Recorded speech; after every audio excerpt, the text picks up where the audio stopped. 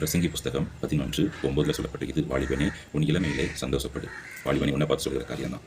உன் வாலிப நாட்களிலே உன் இருதயம் உன்னை பூரிப்பாக்கட்டும். உன் நெஞ்சின் வழிகளிலும் உன் கண்ணின் காட்சிகளிலும் நட. நீங்கள் விரும்புகிற காரியங்களை செய்ய விரும்புகிற வழியில் நடங்க. ஆனால் மற்ற வசனம் தான் சொல்லப்பட்டது குறிப்பாக. ஆனாலும் இவை எல்லாவற்றின் நிமித்தமும் தேவன் உன்னை நியாயத்திலே கொண்டு வந்து நிறுத்துவார் என்று அறி.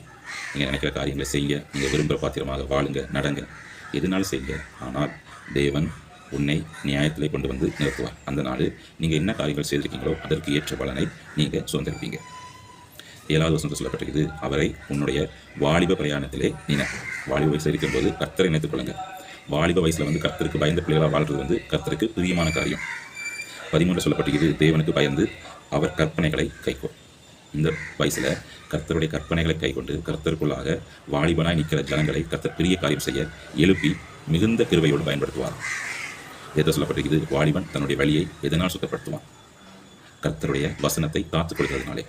இந்த நாட்களில் நீங்கள் வாலிபராக இருப்பீங்கன்னா கர்த்தருக்கு பயந்த பிள்ளையாக மாறுங்க. கர்த்தருடைய கற்பனைகளை கைக்கொள்ளுங்க. அவருடைய ஆலோசனைகளை கேட்டு அதன் பிரகாரமாக வாழுங்க. அப்பொழுது உங்களுக்குள்ளே இருக்கிற இந்த மாமிச கிரியைகள் அழிந்து ஆவிக்குரிய கிரியைகள் வெளிப்படும். அப்போ கர்த்தர் உங்களை குறித்து வச்சிருக்கிற திட்டங்கள் உங்களுடைய கண்களுக்கு முன்பாக காண்பிக்கப்படும்.